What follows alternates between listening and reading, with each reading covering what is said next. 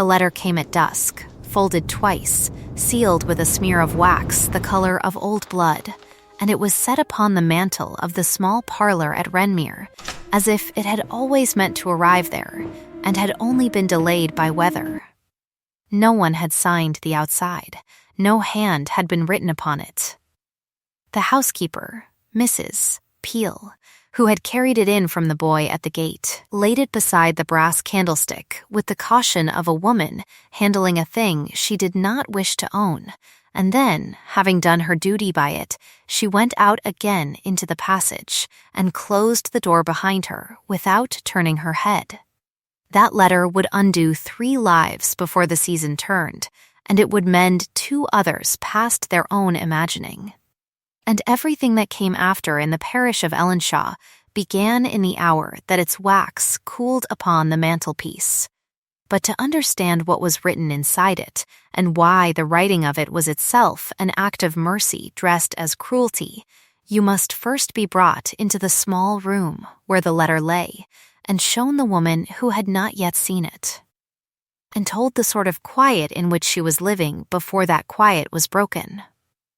Her name was Honora Trench, and at that hour she was in the still room at the back of the house, wearing the brown wool she had turned twice already at the cuffs, weighing dried mint upon a set of scales that had belonged to her mother, and speaking to no one, for there was no one at Renmere to speak to except Mrs. Peel, and Mrs. Peel had been trained by long service to know when silence was the greater courtesy. She was 26. She had been 26 for 11 months, and would be 27 in the spring, and she had accepted the fact of her age with the same dry patience with which she accepted the fact of the crack in the still-room window, which she had stopped up with a wedge of folded linen and did not intend to mention to anyone. She was thin without being frail. Her hands were red at the knuckles from cold water and from the honest usage of them. She wore her hair drawn plainly back, because plainness was the only ornament left to her that did not require money, and she had learnt, in the 4 years since her father's death, that money was a thing to be spoken of only in figures, and never in wishes. She had also, in that same season, learnt to weigh things. She weighed the mint now with the quiet exactness of a person who had discovered that a household could be saved or lost by the difference of a 1/4 ounce, and she took a small pride, which she would not have admitted to anyone living, in the neatness with which the tin scoop touched the pan. It is the way with women who have been cut down from a larger life to a smaller one. They find, or they invent, a set of small rigors to stand in for the larger dignities they have lost, and they perform these rigors in private, and the performance of them keeps them upright. Honora Trench had a great many such small rigors. She kept the accounts of Renmere in a green ledger that she balanced every Saturday evening.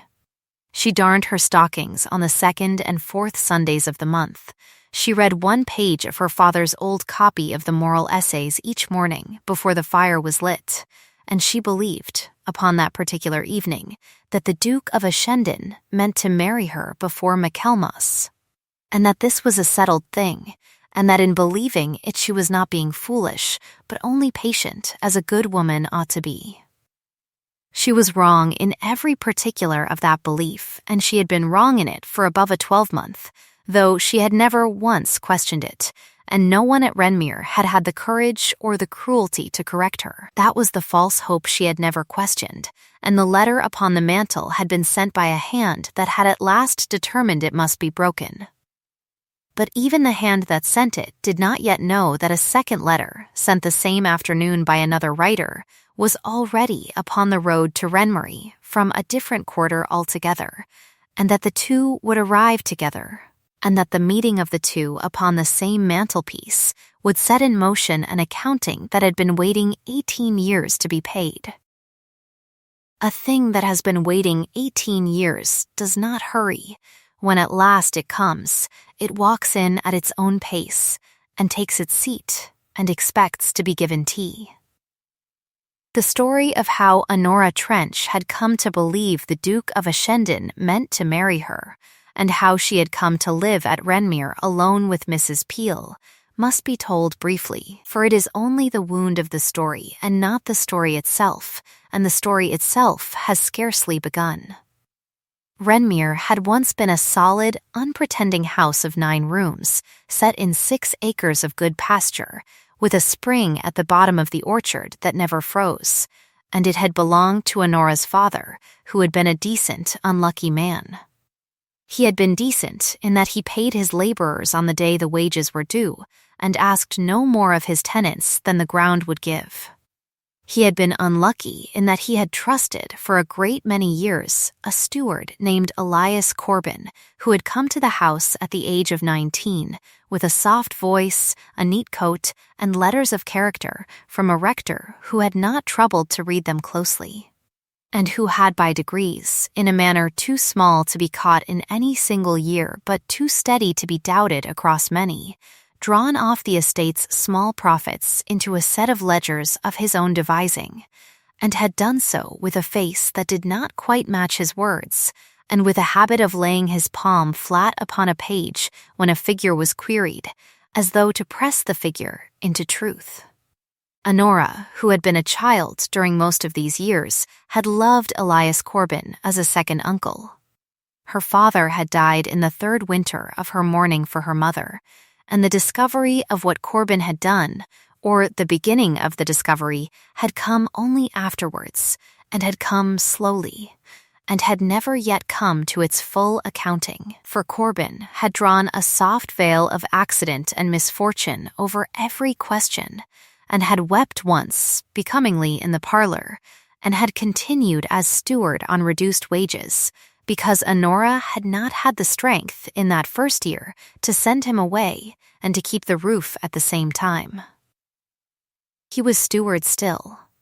He came up from the village every second morning. He laid his palm upon her ledger when she queried a figure, and he called her Miss Honora in a voice like warm milk, and the roof of Renmere leaked at the north corner, and the 6 acres had shrunk by 3 sails in 3 winters to a bare 2.5. This was the wound of Honora's life, and she carried it without complaint, and she believed she had it in hand, and she was wrong about that too, though less wrong than she was about the Duke.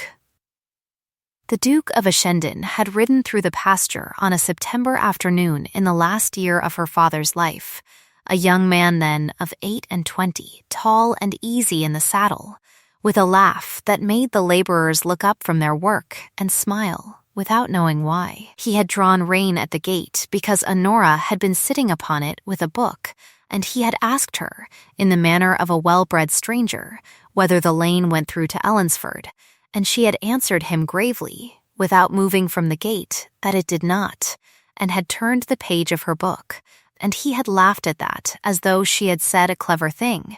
and had dismounted, and had stayed an hour, and had come back the following week, and the week after that. There is no need to tell the middle of that acquaintance in any detail. It was neither strange nor original, and the Duke of Ashendon had ridden into the pasture of a great many young women in a great many counties, and had laughed at their sober answers, and had gone away again. What was strange was only this: he had ridden into Honora's pasture for 11 months together, and had spoken, on the last of those visits, of a spring wedding, and had ridden away that same evening upon a matter of business at his London house, and had never come back, and had never written, and had never sent word by any messenger. And Honora Trench,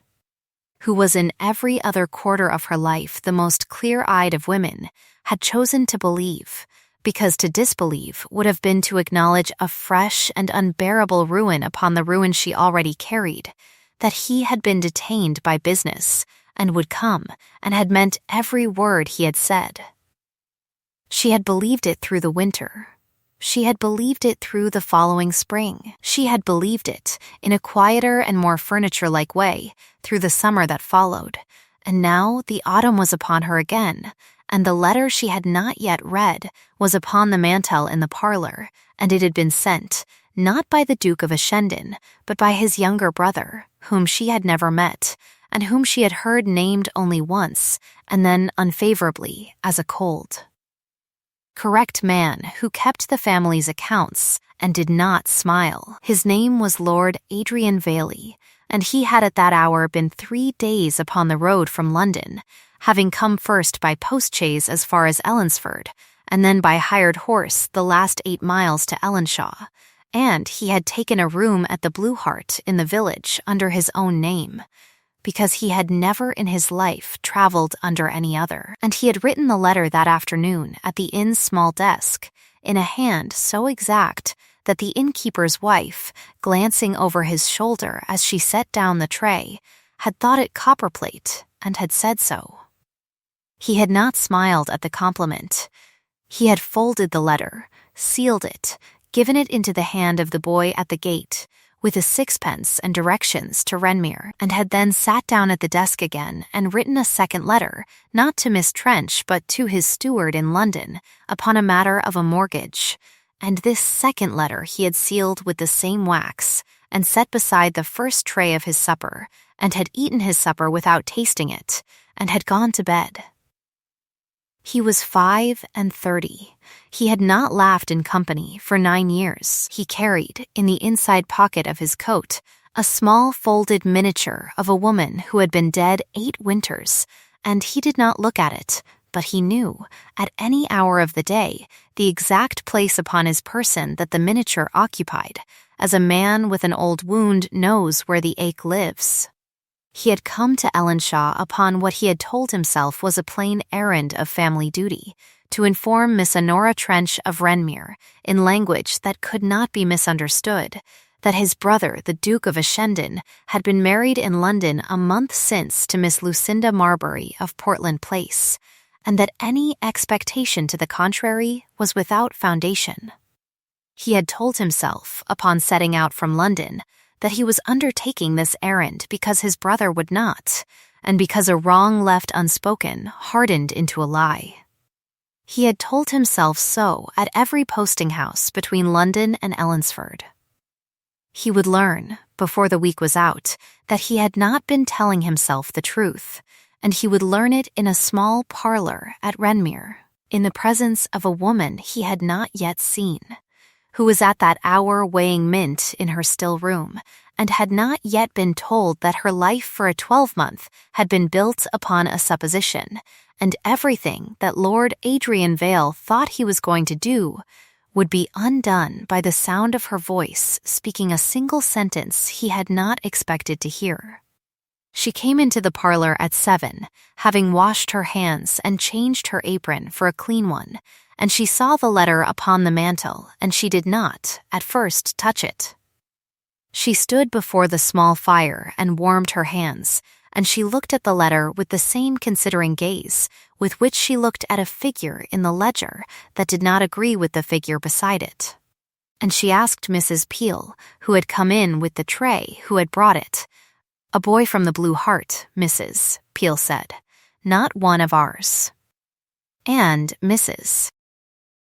Peel, who loved her, and who had watched her carry the false hope of the Duke for a 12-month, with the mute pity of a servant who cannot cross the line of address, set down the tray, and went out and shut the door, for she had guessed, from the wax and from the boy and from the hour, what the letter contained, and she did not wish to be present when it was read.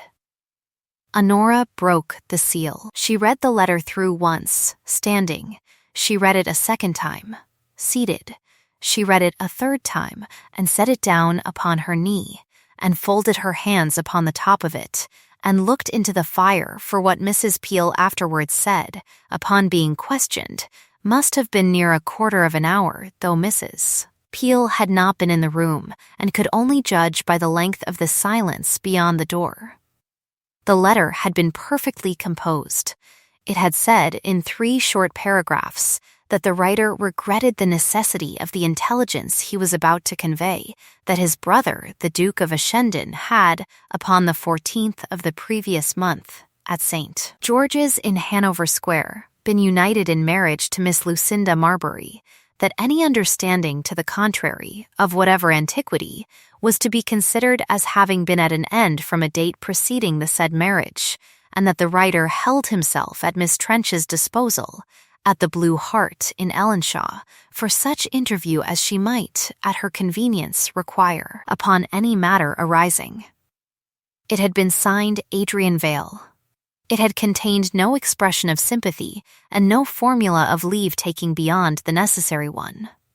It had been, in short, the plainest instrument of demolition that a well-bred hand could draw. Honora had recognized, in reading it, that its author had spared her nothing, and had also spared her nothing that a decent woman had a right to be spared, and that these two propositions did not contradict one another, and she had, upon that recognition, given a single, quiet, dry sob into the fire, which was not weeping, but which was the small, compressed cost of a 12-month's belief being paid at once, and had then set the letter upon the mantel again beneath the brass candlestick, and had rung the bell for Mrs. Peel, and had asked, in a voice which Mrs. Peel afterwards described as steadier than her own, for a fresh pot of tea, for she said she should be sitting up late.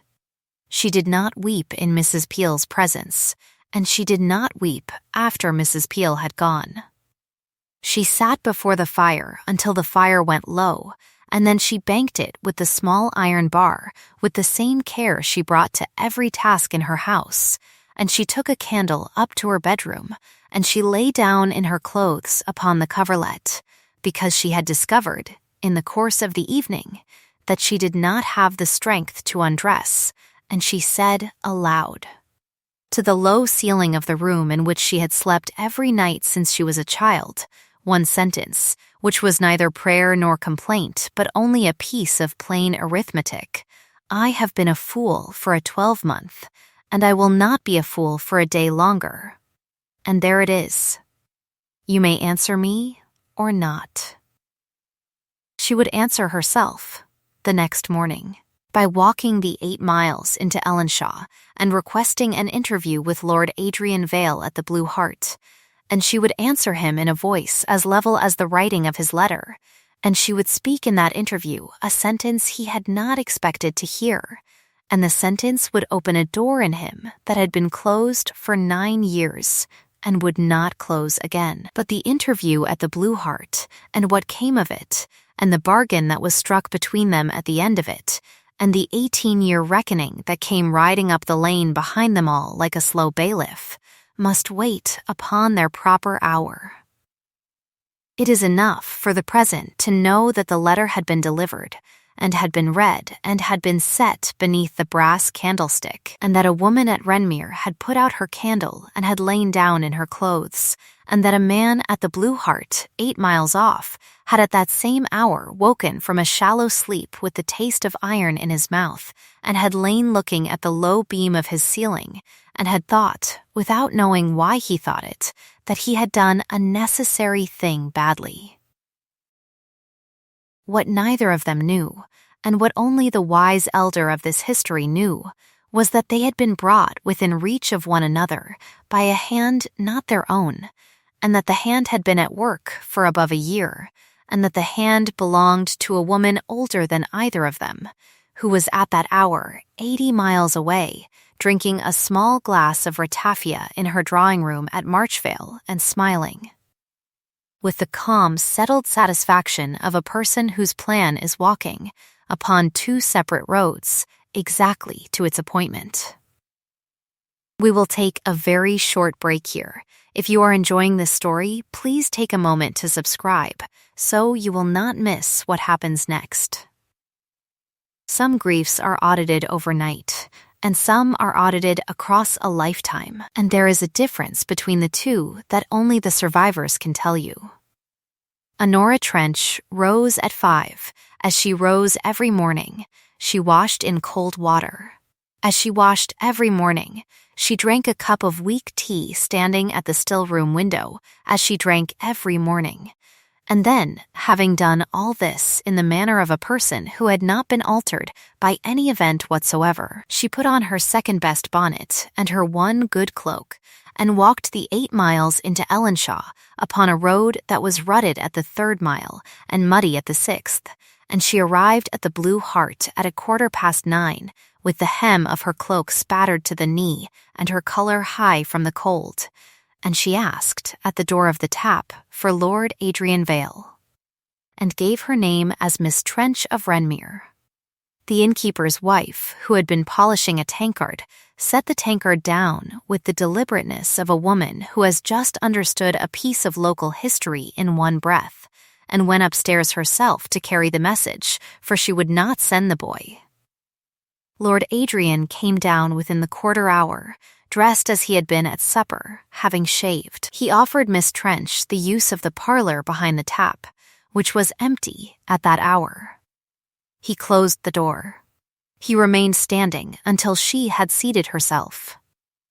He said in a voice that had not been calibrated for the occasion because he had not permitted himself, on the road down or during the night, to imagine the occasion, that he had not looked to see her so soon, and that he was at her service. And Honora Trench, who had rehearsed no sentence in the walking of the 8 miles, because she had discovered by the 2nd mile that no rehearsed sentence would hold up in the room, looked at him across the small deal table with the same considering gaze she gave a doubtful figure in the ledger, and said what she had come to say. She said, "I thank you, my lord, for the plainness of your letter." She said, "You have spared me the labor of guessing, and that is the greatest kindness a stranger has done me in a 12-month. She said, "I do not ask you to answer for your brother. I do not think even you can." She said, "I ask only one thing, and I ask it because I have not the means to pursue it myself, and because it has waited too long already, and if you will do it, I shall consider that any debt you may feel yourself to owe me, upon your brother's behalf or upon your own, has been paid in full, and I shall trouble you no further." He waited. She named it. She said that her father's steward, one Elias Corbin, had for above 10 years drawn small sums from the estate of Renmere by devices too soft to be caught in any single year, and that she had known this for 4 years, and had not had the strength to send him away, and that she wished someone with a colder head than her own to examine the books with her, and to tell her what had been taken, and to help her put the man out of her house. She said, "I do not ask this of you because you are a gentleman. I ask it because you are a stranger, and I have no one else." And having said that, she folded her hands in her lap upon the damp hem of her cloak, and waited. Lord Adrian Vale did not answer at once. He had come to Ellenshaw prepared for tears, for accusation, for a scene, for a fainting, for the whole apparatus of a wronged woman's grief, and he had come prepared to be equal to any of these with the correct formality of a man who had discharged an unpleasant duty, and he had not come prepared for a woman who, upon receiving the demolition of her hope, would rise the next morning and walk 8 miles in the rain to ask a stranger to help her audit her steward. He looked at her hands, which were red at the knuckles. He looked at the hem of her cloak. He looked at her face, which was quite steady, and he saw in it, for one clean, uncomfortable instant, the shape of the woman his own dead wife would have been at 26 had she been given the years, and he set the thought down at once as a thing not to be picked up again. He said, in the flat voice he kept for facts, that he was at her service in the matter, and that he would come to Renmere the following morning, if that was convenient, and would remain in the country for such time as the audit required. And Honora, who had not looked for so complete a yes, inclined her head, and said only that she was obliged to him, and rose to go, and he said, before she reached the door, and in a tone that surprised him as he heard it leave his own mouth, that he would send a chaise for her at noon, for the road was not fit for walking, and she must not walk it back. She looked at him across the small parlor, and she said, "I thank you, my lord. But I walked it once this morning, and I shall walk it once this evening, for I have not yet learned how to accept a kindness without adding it to a ledger, and I do not wish to owe you anything I cannot pay." And she went out. He stood at the parlor window and watched her cross the yard of the Blue Hart with her cloak drawn about her, and he did not know that he had begun, in that quarter hour, to move for the first time in 9 years, and that the movement had been so small that he had mistaken it for the ordinary shifting of a man in a chair. He came to Renmere the following morning, as he had said he would, and he came the morning after that, and the morning after that, and Elias Corbin, who was in the small office off the passage, when the second morning's carriage was heard upon the gravel, laid his palm flat upon the open ledger as was his custom, and did not lift it again for some seconds, for he had known from the moment Mrs. Peel mentioned a gentleman from London that the soft years were ending, and he had begun in that instant the small, procedural, cowardly calculations of a man arranging his retreat. Lord Adrian did not sit with him the first day. Lord Adrian sat with Miss Trench in the parlor, at her father's old desk, with the green ledger open between them, and asked her, in the quiet voice of a man who had audited larger accounts than these, and would not permit himself to condescend to a smaller one, to tell him what she believed, and then to tell him what she could prove, and to keep the two lists separate, and Honora, who had never in her life been asked by any other person to separate what she believed from what she could prove, felt something inside her, which had for 4 years been folded very tightly, begin, by the smallest possible degree, to loosen.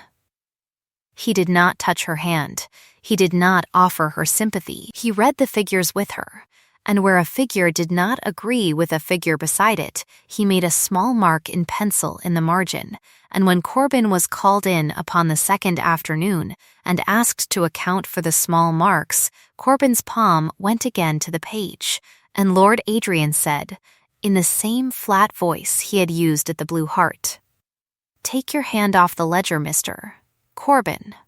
I cannot see the figure beneath it." And Corbin took his hand off the ledger and did not put it back. It was upon the third evening of this labor, when the light had gone from the parlor window and Mrs. Peel had brought in candles and had gone out again, that Honora Trench said the sentence which Lord Adrian Vale had not expected to hear, and which he would remember, afterwards, as the true beginning of everything that changed him. She had been reading aloud from a column of small sums, and she had paused, and she had set down her pencil, and she had said, "Without looking up, my lord, I ought to tell you that I do not blame your brother." She said, "I blame myself for having believed a thing that was easier to believe than to examine, and I blame the world a little for making it so hard for a woman in my position to examine any belief that promised her a roof." She said, "But your brother I do not blame, for he was young, and he was kind in his way, and he did not, I think, ever mean to be cruel. He only meant to be pleased, and when the pleasure ended, he did what such men do, which is to look away." She said, "You have come here in his place, and you have done in 3 days what he ought to have done in 3 lines a 12-month ago, and I have thought about that a great deal since yesterday evening." And she said, at last, without lifting her eyes from the ledger, "You are a better man than your brother, my lord, and I say it not as a compliment, but as a fact, and I say it once. And I shall not say it again, for it is not the sort of thing that should be said twice." And she picked up her pencil and went on with the column of small sums. Lord Adrian Vale did not answer her. He sat very still, and he looked at the candle upon the desk, and he found that he could not, for some seconds, remember what figure they had been reading before she spoke. And he was obliged to ask her, in a voice that was almost even, to begin the column again, and she began the column again without any remark, as though she had said nothing out of the common way. And they finished the column and closed the ledger, and he went out to his hired horse at the door, and he rode back to the Blue Hart through a cold, clear moonlight. And he did not, that night, sit down at the small desk in his room to write to his steward in London upon the matter of the mortgage, though he had intended to. He sat instead upon the edge of the bed with his gloves still on, and he took from the inside pocket of his coat the small folded miniature that had lived there for 9 winters, and he opened it, and he looked at it, and he closed it again. And he set it upon the table beside the bed, which was the first time in 9 years that it had spent a night out of his coat, and he went to sleep without undressing further, as she had done 3 nights before, and neither of them knew that they had lain down in their clothes upon the same account. The audit at Renmere took 11 days, and at the end of it Elias Corbin was put out of the house without a scene and without a summons, upon terms that Lord Adrian had drawn up in one sitting at the little desk in the parlor, and had read aloud once, slowly, so that the man might understand. Corbin was to sign a paper acknowledging in figures the sum he had drawn off. He was to leave the parish within the week. He was to make no further application to Miss Trench, in person or by letter, upon any pretext, and in return,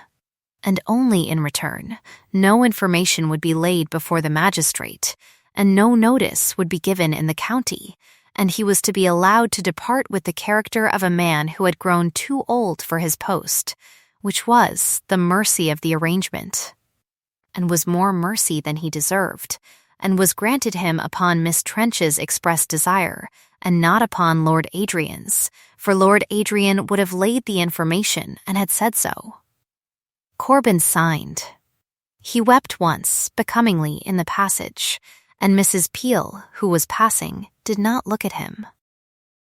He went out of the door of Renmere at 4 in the afternoon of a Thursday in October, with a small valise, and he did not look back, for he had been told not to, and even in his cowardice he retained enough of the discipline of a servant to obey a plain instruction, and he walked down the drive, and he turned into the lane, and he was not seen at Renmere again. And the north corner of the roof was mended before the first hard frost, out of the sum he had signed for, though he had not lived to pay a shilling of it, for he died at Bristol the following spring of a chill taken upon the road, and was buried by strangers, and was mourned by no one, and this is all that need be said of him. For a man who has spent his life in the small procedural betrayals of a soft voice and a flat palm is a man whom the story is entitled to dispatch in 1 paragraph and to leave. But the 11 days of the audit had done other work than the closing of the ledger. They had brought Lord Adrian Vale to Renmere every morning at 10, and had kept him there until the light went from the parlor window, and had accustomed Mrs. Peel to laying an extra plate at the middle meal without being asked, and had accustomed Honora to the sound of a second pen scratching in the parlor beside her own, and had accustomed Lord Adrian to the sight of a red-knuckled hand turning the page of a green ledger with the neatness of a woman who had made neatness her one remaining ornament. And these are not the sorts of accustomings that come undone when the ledger is closed. Upon the last evening he did not ride at once to the Blue Hart. He stood in the parlor with his gloves in his hand, and he looked at the fire, and he said, without turning, that he had at his own house in Northshire a small estate, no larger than Renmere had once been, which had for some years been managed at a distance and would benefit from a resident hand, and that if she would consider, upon terms he would set down in writing, and she should be free to amend, taking charge of the accounts of that estate at a proper salary, he would consider himself a fortunate man in the arrangement, and that he made the offer to her as one man of business to another, and upon no other footing, and she was to understand that the acceptance or refusal of it would in no degree alter his willingness to serve her in any matter now or hereafter arising. He did not look at her while he said this. He looked at the fire.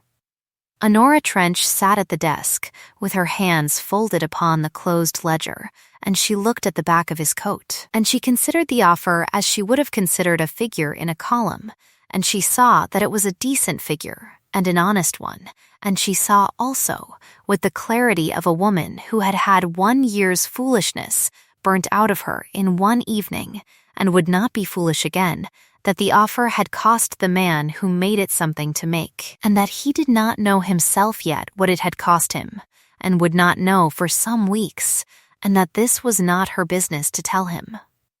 She said, at length, that she was obliged to him for the offer, and that she would consider it, and that she would give him her answer within the fortnight, and she said also, in the same level voice, that if she accepted, it should be upon the express understanding that no expectation of any other sort attached to the arrangement, and that she should be free to leave the post upon a month's notice should any such expectation appear to arise, and that she said this not because she distrusted him, but because she distrusted. Upon the evidence of her own life, her own capacity to interpret a gentleman's silences, and he inclined his head to the fire, and said that the understanding was accepted, and that he would put it in the paper himself, and that she should not have the writing of it. And he took up his gloves, and bowed to her, and went out, and rode to the Blue Hart, and left for London the following morning at 7, and did not come again to Renmere for 41 days. In those 41 days the season turned. The first hard frost came upon the 2nd of November, and stripped the orchard clean, and Honora walked in the orchard upon the morning after the frost, and picked up one late apple from the ground, and turned it in her hand, and put it in her apron, and thought, without permitting herself to dwell upon the thought, that she had accepted the offer in her own mind before she had accepted it upon paper, and that she would send her answer at the end of the fortnight, and that she would go into Northshire before Christmas. She did send the answer. She did go. She traveled in a hired chaise which he sent for her, at his expense and against her stated preference, upon the argument that the roads in November were not fit for the mail, and she arrived at the small house in Northshire, which was called Ledgerhope by the local people out of a joke made 3 generations back that no one remembered the meaning of, upon a Wednesday afternoon in a light snow, and she was met at the door by an elderly woman in a black gown, who introduced herself as Mrs. Ivory the housekeeper, and who conducted her at once to the small parlor and the small bedroom that had been prepared for the new steward, and who did not, at any point in the conducting, address her as anything other than Miss Trench, which was, Honora understood, a courtesy that had been arranged in advance, and had been arranged with care, and she understood also, upon seeing the small parlor and the small bedroom, that Lord Adrian Vale was not at Ledgerhope, and had left instructions that she was not to be troubled by his presence for the first fortnight, that she might settle to the work without embarrassment, and she understood, standing at the window of the small parlor and looking out upon the snow, that she had been treated, for the first time in a 12-month, as a person whose dignity was another person's active care, and she sat down in the chair by the fire, and she wept, for 4 minutes into a folded handkerchief, and then she stopped weeping, and she washed her face at the basin, and she went down to the study to look at the accounts, for she was, after all, the steward. And the steward's business was not tears. And so began the slow accretion of a labor and a household that neither of them would have named as anything but a professional arrangement for many months together, and yet it advanced, day by day, as such things advanced when they are made of the right materials, through the small proof acts of character that no declaration can substitute for. He came at last to Ledgerhope upon the 16th day, and he asked her, at their first meeting in the study, whether she found the accounts in order, and she said that she found them in the order of a man who had trusted his London people too far, and his North Shore people too little. And he received the criticism without expression and asked her to remedy it as she saw fit. And left her to it. She remedied it. She rode out with the bailiff twice a week upon a quiet old mare that had been assigned to her without ceremony, and she came back with mud to the hem of her habit, and she wrote up her notes at the study desk in the evening, and he sat, in those evenings, in the chair by the fire on the other side of the room, reading the London papers, and neither of them spoke for hours together, and the silence between them was of the sort that in a house without such a silence would have been felt as strain, and in that house was felt as a kind of shared roof. She learnt in those weeks that he rose at 5 as she did, and drank his tea standing as she did, and read 1 page of a moral essayist every morning as she did, though not the same essayist, and he learnt in those weeks that she carried the small iron bar to bank the fire herself at night rather than trouble the housemaid, and that she mended her own stockings on Sunday evenings, and that she counted the eggs from the yard against the eggs in the kitchen every Saturday, and that she did all this not from suspicion, but from the habit of a woman who had once lost a household by inattention and would not lose another. And he found, upon making these small observations, that he had begun to look for her at breakfast, and at the middle meal, and at the reading of the papers, and to feel, if she was late by 5 minutes into the study of a morning, a small unaccountable tightening at the top of his chest, which he did not permit himself to name, and which named itself, in its own time, without his permission. It named itself upon a February afternoon in the study at Ledgerhope, when Honora, bending to lift a heavy quarterly ledger down from the high shelf, dropped the book upon her own foot and did not cry out, and set the book upon the desk and sat down and said nothing, and he, coming in a moment later, saw her sitting very upright at the desk with her face gone rather white, and asked her what was the matter, and she said, quite steadily, that she had dropped a book upon her foot. And would he be so good as to ring for Mrs. Ivory? He rang. He did not sit down. He stood at the window with his back to her and looked out into the walled garden, and Mrs. Ivory came and took Honora upstairs, and it was found that the foot was bruised but not broken, and Honora was ordered to keep to her room until the following morning, and Lord Adrian Vale stood in the study alone for above an hour after she had been taken up. And he said aloud into the empty room, in a voice he did not recognize, the sentence, "She might have broken her foot in this house and never made a sound, and I should not have known." And he sat down at the desk, and he put his face in his hands, for the space of one dry sob, which was not weeping, but which was the small compressed cost of 9 years' silence being paid at once. And he then took out his handkerchief, and folded it, and put it back, and rang the bell, and asked Mrs. Ivory upon her return whether Miss Trench was comfortable, and was told that she was, and he went out to the stable, and rode alone for 2 hours in the cold, and came back at dusk, and did not go up to her, and after supper, which he took alone, he wrote her a note upon a half sheet of paper, which said only, "I hope you are recovered, and if there is any assistance I can render you, may command me." He did not sign it. He sealed it. He gave it to Mrs. Ivory. He went to bed. And Honora, sitting up in bed at Ledgerhope with her foot upon a folded shawl, read the note twice, and folded it, and set it inside the front cover of the green ledger she had brought with her from Renmere, where it lay against the first entry her father had made in his own hand 30 years before, and she said aloud into the empty room, in a voice she did not recognize, the sentence, "He will not know that he has done it, and I shall not tell him," and she blew out the candle, and lay down, and slept.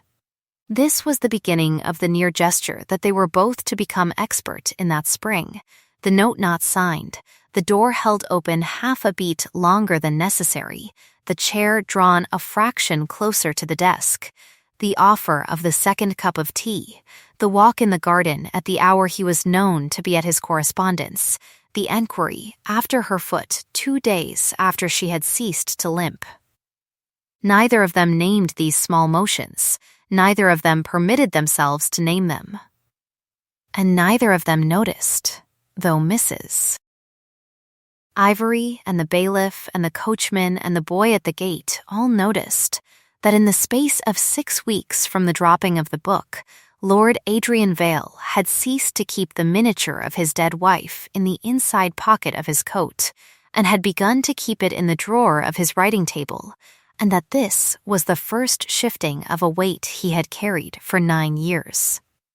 and that he had shifted it without knowing that he had, and that no one in the house would ever tell him.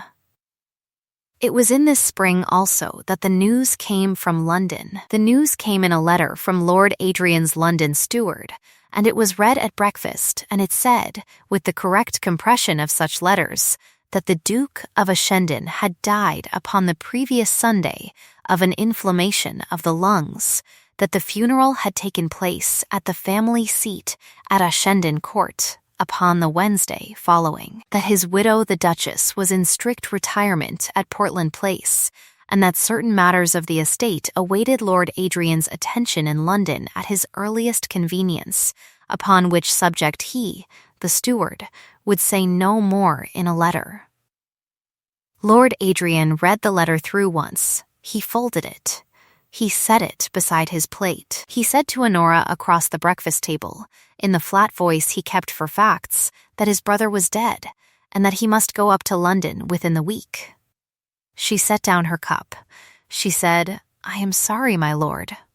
She said it plainly, and without any adornment, and she meant it plainly and without any adornment, and he looked at her across the toast rack and saw that she meant it, and that the meaning of it was not the meaning that would once have been in the room, and he said,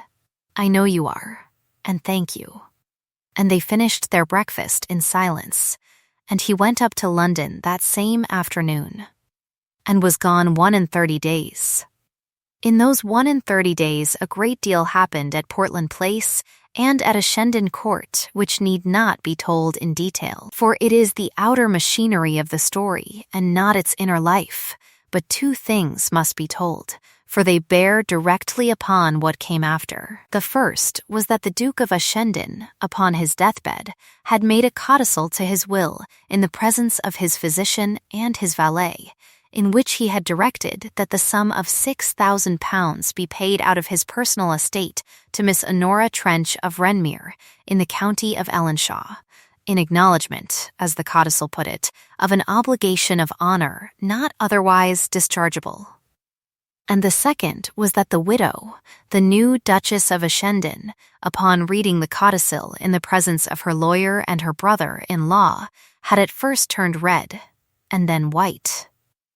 and had then said in a very level voice that she should not contest the codicil, and had signed the paper acknowledging it, and had then risen and gone to the window and said, without turning, "I did not know there had been a Miss Trench," and Lord Adrian, who had been present at the reading in his capacity as executor, had said only, in the flat voice he kept for facts, that there had been. She was in every other quarter a beautiful entitled woman, the new Duchess of Ashendon, and she had married the late Duke in the full knowledge that she was the choice of his mother rather than of his heart, and she had believed, in the manner of women brought up as she had been brought up, that the choice of a mother was a more durable article than the choice of a heart.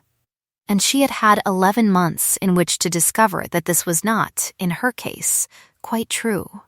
and that her husband had been kind to her in the way that a man is kind to a horse he did not choose, and that she had, in consequence, learnt to fight with the smiling, well-mannered, unraised voice cruelty that women in her position learn to fight with, and had turned that cruelty first upon her husband and then, after his death, and upon the reading of the codicil, upon the person of Miss Honora Trench of Renmere, whom she had never met, and whom she now determined, upon 3 days' reflection and 1 long conversation with a cousin who ought to have known better, to visit at Ledgerhope in Northshire, under a colour of condolence, and to see for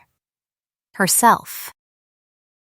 She wrote to Lord Adrian at his London house, in a hand as neat as his own, requesting the direction of his Northshire property, saying that she wished to write a private letter to Miss Trench upon the subject of the codicil, and Lord Adrian, who did not distrust her because he had not yet learned to, gave her the direction, and she did not write. She travelled.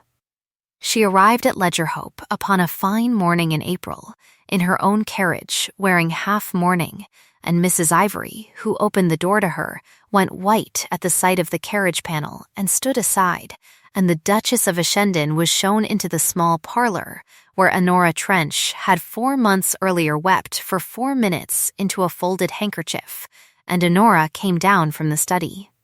In her plain dark gown, with a pencil still behind her ear from the morning's work, and found her seated by the fire.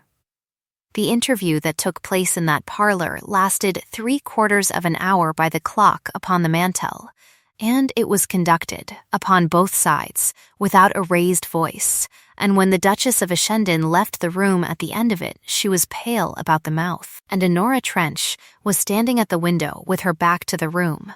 and neither of them ever, in after years, gave any account of what had been said between them, though Mrs. Ivory, who had listened at the door for the first 10 minutes out of a sense of duty and not of curiosity, was able to report that the Duchess had begun by offering, in a voice of restrained sweetness,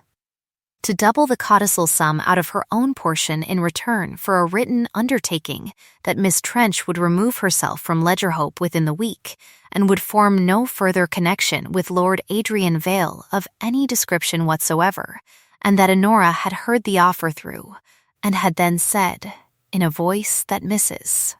Ivory afterwards said was steadier than she had ever heard a woman's voice be in a quarrel, that she thanked her Grace for the offer,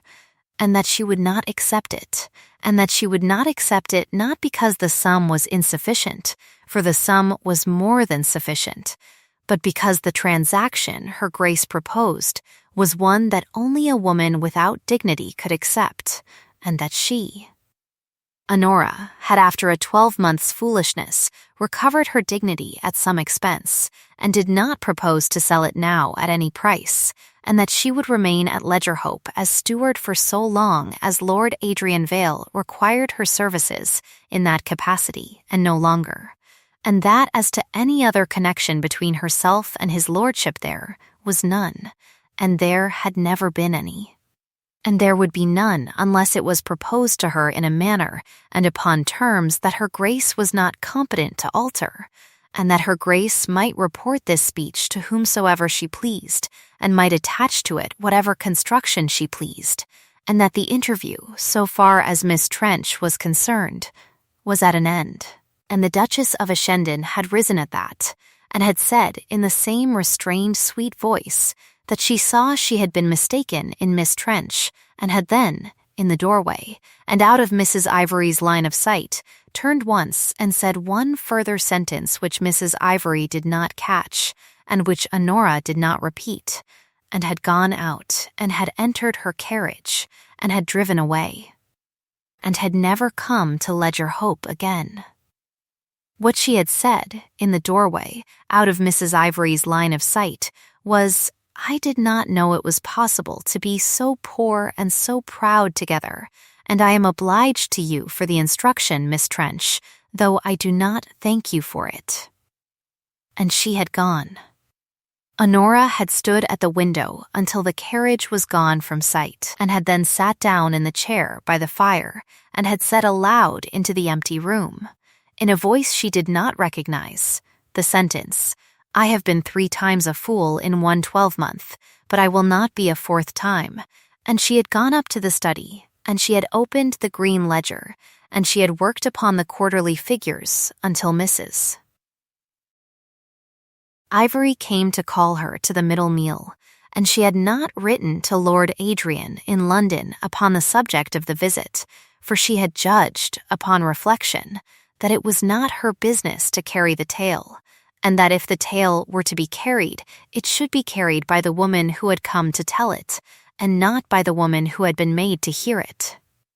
And so Lord Adrian in London did not learn of the visit at that time, and the Duchess of Ashendon, having reflected upon the interview during the whole of her drive back to town, and having reflected further upon it during the whole of the following week, and having consulted the cousin who ought to have known better, and having received from that cousin the wrong advice for the second time, wrote a letter, not to Honora, but to a lady of her acquaintance in Northshire, who was a great giver of dinners and a greater retailer of gossip, and in this letter she communicated, in a tone of pained sisterly concern, that Miss Trench of Ledgerhope, who was said to be steward to Lord Adrian Vale, was in fact a person of quite another character than the county supposed, and that she had it upon her own authority that Miss Trench had, before her installation at Ledgerhope, an understanding of a most particular kind with the late Duke of Ashendon, and that the codicil of £6,000 was to be understood in that light, and that she wrote in confidence and upon no account for repetition. And the lady of her acquaintance received this letter with the mingled horror and delight proper to such letters, and repeated its contents that same evening at dinner, upon no account for repetition, to 3 other ladies and 1 clergyman, and by the end of the following fortnight the story had passed through Northshire in the manner such stories pass, being sharpened at each remove,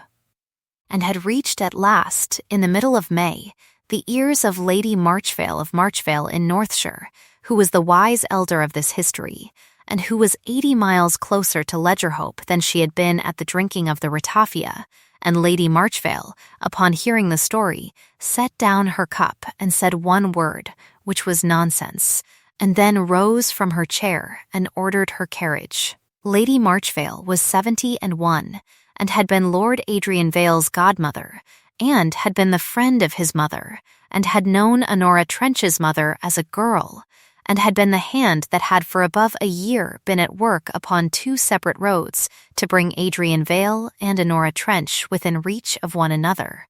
for it had been Lady Marchvale who had written.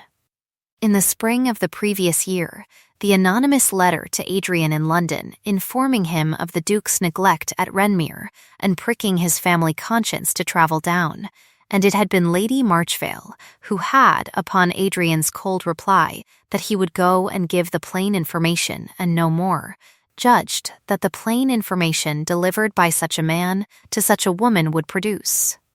if it produced anything, a match, and it had been Lady Marchvale who, upon hearing from Mrs. Ivory, who was her cousin, that the plain information had been delivered and the audit undertaken and the post at Ledgerhope offered and accepted, had smiled her calm settled smile and drunk her ratafia and waited. She had not intended the death of the Duke of Ashendon. She had not intended the visit of the Duchess. She had not intended the letter to the Lady of Dinners. But she had intended, from the beginning, that Adrian Vale and Honora Trench should stand within the same room together, and she had judged that once they had so stood, the rest could be trusted to their own decency and her own vigilance, and she now perceived that her vigilance was required. And she set forth from Marchvale upon the 16th of May in her old-fashioned barouche, and arrived at Ledgerhope upon the 17th in the middle of the afternoon, and was shown into the small parlor by Mrs. Ivory, with a look between the 2 women that had 30 years of correspondence in it, and she sat down in the chair by the fire, and she rang the bell herself, and she said to Mrs. Ivory, when Mrs. Ivory returned, "Send Miss Trench to me, and do not tell her who I am until she has sat down." Honora came. She sat down. Lady Marchvale looked at her for a long half-minute in silence, and then said, in the blunt voice of a woman too old to be argued with, "My dear, I am Lady Marchvale of Marchvale, and I knew your mother, and I have known Adrian Vale since he was in short coats, and I have been meddling in both your lives for above a 12-month without your knowledge, and I have come to tell you that I intend to meddle for 1 week more, at the end of which I shall retire from the business and leave you to it, for I am 71, and I intend to die in my own bed, and not in someone else's parlor. And I require you now to tell me, without any of the reserve that has served you so well hitherto, whether you love Adrian Vale, for a story has been put about in this county which will require answering, and I will not undertake the answering of it upon a false footing. And Honora Trench, who had been steady in the parlor with the Duchess of Ashendon, and steady at the desk with the ledger, and steady upon 8 miles of muddy road, was not steady before Lady Marchvale, and she sat with her hands folded in her lap, and she did not answer for above a minute, and at length she said, in a voice that was not quite level, I do not know, madam, whether what I feel is love, for I have believed myself to be in love once in my life, and have been mistaken, and I have vowed since then to trust nothing in myself that resembles that former feeling. But I know that I would rather sit at the same desk as Lord Adrian Vale for the rest of my life without speaking, than sit at any other desk with any other man and be spoken to every day, and if that is love, madame, then I am in it, and if it is not, then I do not know what other name to give it, and I have not the courage to give it a name that turns out again to be wrong. And Lady Marchvale, who had heard many declarations in her 71 years, and had learnt to distinguish the true from the pretty, nodded once, and said, in the same blunt voice, That will do, my dear, and I thank you, and now you may go and fetch me some tea, for I am tired from the road. And Honora rose and went out, and did not know that in the fetching of the tea she had already been married in Lady Marchvale's mind. The story that had been put about was answered, in the event, by Lady Marchvale, in the space of 5 days, and it was answered by the simple device of Lady Marchvale, requiring Honora to come to Marchvale for a week upon a visit, and giving a dinner upon the 3rd evening, at which she seated Honora upon her own right hand, and named her, in the hearing of every giver of dinners in Northshire, as the daughter of her oldest friend, and as a young woman for whose character she would answer with her own. And it was answered further by Lord Adrian Vale, who arrived from London upon the 4th day of the visit upon a summons from his godmother, which he had not been permitted to refuse, and who was seated at that dinner upon Honora's other side, and who spoke to her, across the soup, and across the fish, and across the joint, of the accounts at Ledgerhope in the flat voice he kept for facts, and who thereby communicated in the only language that either of them had yet permitted themselves to speak in public, that the story was without foundation, and that he stood as her employer and her friend, and it was answered finally by the county itself, which is a slower judge than the drawing-rooms of London, but a fairer one, and which, upon considering the evidence of Lady Marchvale's right hand, and Lord Adrian's flat voice and Miss Trench's plain, dark gown, concluded within the fortnight that it had been imposed upon by a widow's grief, and forgave itself for the imposition without forgiving the widow, and the story died, as such stories die, not by contradiction, but by a general agreement to speak of other things.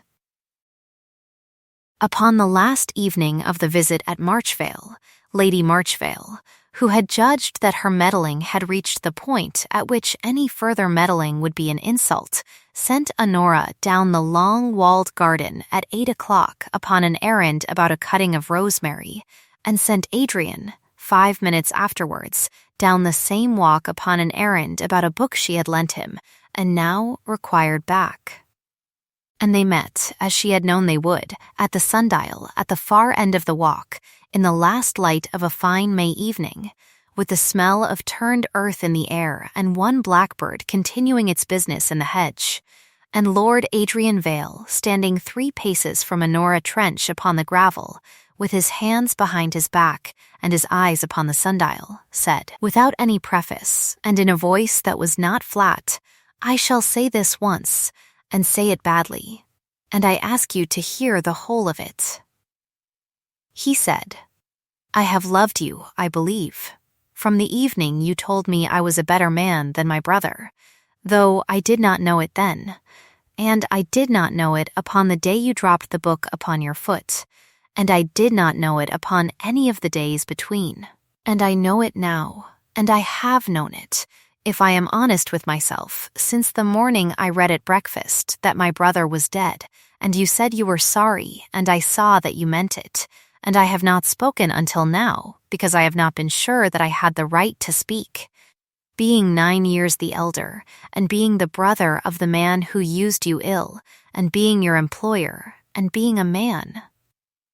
who has kept a miniature in his coat pocket for 9 winters, and who does not yet know whether he has taken it out for good, or has only laid it down. But I have judged, upon reflection, that if I did not speak now, I should never speak, and that a man who does not speak when he ought to speak is a man who resembles my brother more nearly than I care to resemble him, and so I speak. And I ask you, not this evening, but at your own hour, whether you will consider me. There it is. You may answer me or not. And he did not look at her. And Honora Trench, who had rehearsed no sentence because she had not known she was to be asked one, and who had been asked one, looked at the back of his coat, and at the blackbird in the hedge, and at the sundial upon which the last light was falling, and she said, in a voice that was quite steady but not flat, "Adrian, I will consider you, and I have considered you, and my answer is yes, and I say it once, and I shall not say it again this evening, for it is not the sort of thing that should be said twice, and I say it as Honora and not as Miss Trench, and I ask you to hear the whole of it." And she stepped across the 3 paces of gravel, and she took his hand, which was cold, and she said his given name for the first time in the 7 months of their acquaintance, and the saying of the name was, in that garden, the opening of a door that had been closed for 9 years and would not close again, and Lord Adrian Vale, whose eyes were not dry, and who did not attempt to make them so, said only, in the voice that was not flat, "Honora," and did not attempt any further speech, and the blackbird went on with its business in the hedge, and Lady Marchvale, who had walked as far as the second bend of the walk under a pretext of her own, turned back at that point without going further, for she had heard, in the silence between the last 2 sentences, all that she required to hear.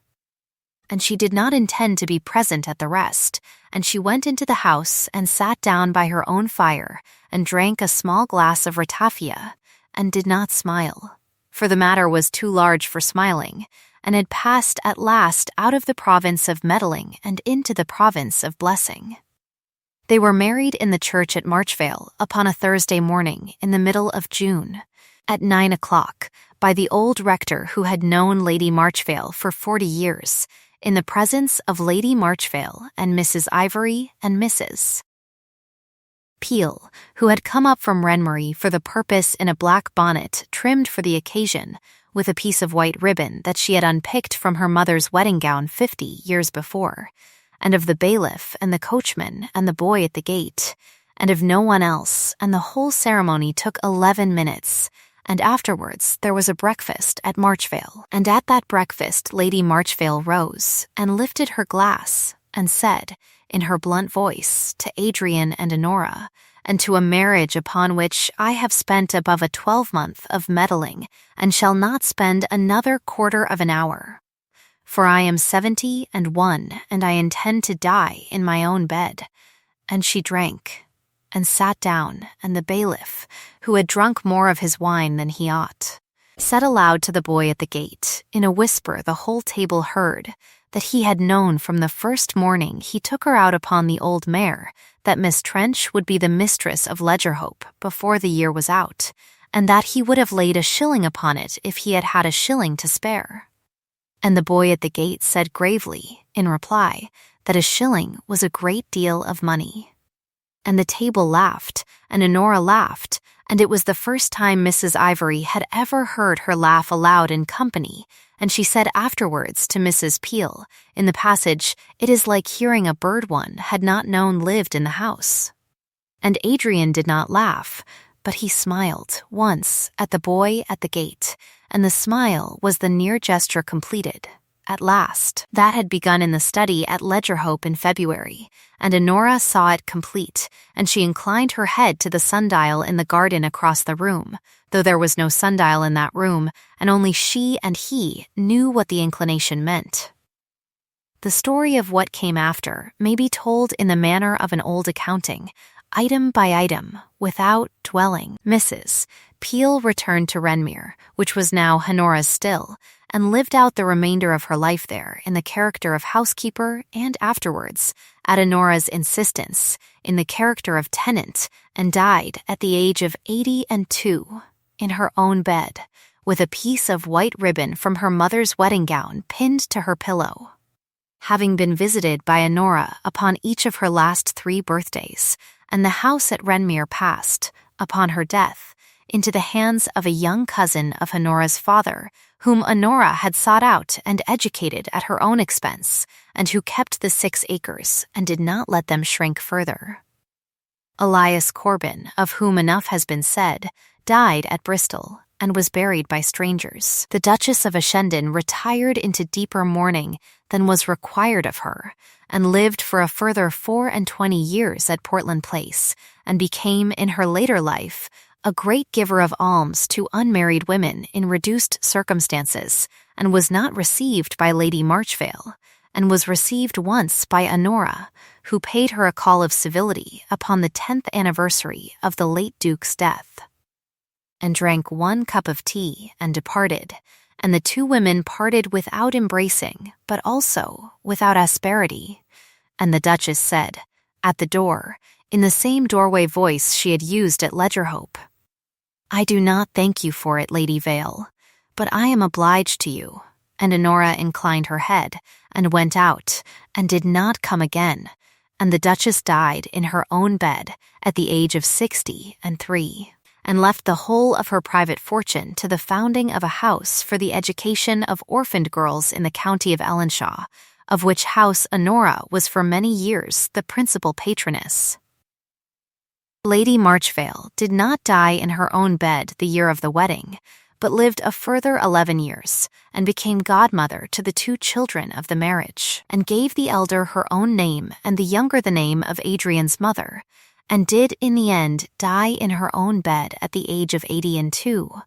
with Honora sitting on one side of her and Adrian upon the other, and her last words were to Adrian, and were, "You have done better than I planned, my dear," which is the highest praise a meddler can give. There were 2 children, as has been said.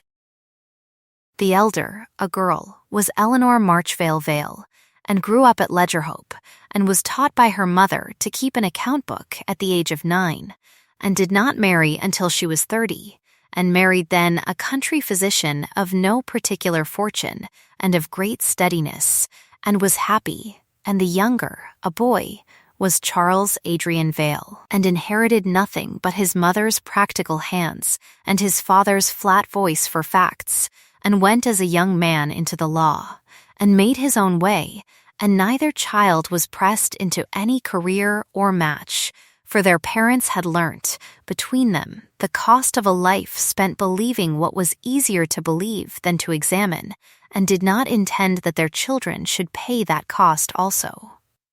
Adrian did, after some years, take the miniature of his first wife out of the drawer of his writing table, and gave it, upon a quiet evening, into Honora's hand, and Honora took it and looked at it, and gave it back to him, and said only that she should keep it in the drawer of her own writing table, if he would permit her, for it belonged to the household and not to any one member of it. And Adrian permitted her, and it lay there, and was not looked at often, and was not hidden either, and was in this manner honored without being enshrined, which was the arrangement, they both understood without saying, that a decent marriage owed to a first love that had not been dishonored by death. And Honora did in time cease to weigh the mint in the still room upon her mother's scales, though she kept the scales upon the shelf, and she did in time cease to darn her own stockings upon the 2nd and 4th Sundays of the month, though she kept the darning basket, and she never entirely ceased to bank the fire herself at night with the small iron bar, and Adrian did not ask her to. And yet, for all this, they knew, and honored what they knew, that some accounts are never settled, and that some doors, once shut, stay shut. The Duke of Ashendon, who had ridden into the pasture and had laughed at a grave answer, was dead at 33, and no marriage at Marchvale and no child at Ledgerhope brought him back. The 12-month Honora had spent in the belief that he would come was gone from her life, and though she had recovered from the belief, she had not recovered the 12-month, and she knew that she never would. Some years do not return. The 9 winters Adrian had spent with the miniature against his ribs were gone from his life also, and though he had at last laid the miniature down, he had not recovered the 9 winters, and he knew that he never would. Some winters do not thaw twice. Elias Corbin was in his lonely grave at Bristol, and no restitution had reached the wife he had abandoned to reach it, and no restitution ever would. There is a plain truth that must be spoken aloud once in every honest history, and it is this. Happiness, when it comes late, does not undo what came before it. It only makes what came before it bearable to remember, and that is not the same thing. And only a foolish person mistakes the one for the other, and Honora Vale, who was not a foolish person, did not mistake it, and Adrian Vale, who had been slower to learn but had learnt it well, did not mistake it either, and their marriage was the stronger for being built upon the acknowledgement. Upon the anniversary of their meeting at the Blue Hart, which fell in October, they observed, without ever having agreed to observe it, a small private ritual which no one else in the household understood, though Mrs. Ivory, who understood most things, understood this also. And the ritual was this. Honora, in the morning, walked out to the orchard at Ledgerhope and picked up one late apple from the ground and turned it in her hand and put it in her apron and brought it into the house and set it upon the mantel of the small parlor beneath the brass candlestick. And Adrian, in the afternoon, coming in from the estate, took up the apple from the mantel without remark and cut it in half with his own pocket-knife and gave half to her, and ate the other half himself, standing by the fire, and the 2 of them ate their halves in silence, and did not speak of the letter that had once lain upon a mantel in another parlor under another brass candlestick, and did not need to, for the eating of the apple was the letter answered at last, and the answering had been a marriage and 2 children and a labor and a house, and neither of them regretted the answer, and neither of them forgot the letter, and this is the shape that a durable love takes when it is built upon an honest reckoning. It does not deny what it has cost. It eats the apple, and it lights the fire, and it goes on. There is a saying they used with one another in their later years, coined between them upon that first ritual evening and never written down, which was that a life mended in daylight is not the same as a life that was never broken, and that only the mended know the difference, and that the knowledge is the price of the mending, and worth the price. Say what you will of luck and rank, character is what shows in a room when the fire has burnt low and the ledger is closed, and there is no one left to see. Thank you for listening to this story all the way to the end. Tell us in the comments which city you are watching from and what this story made you feel. And do not forget to subscribe so you will not miss the next story.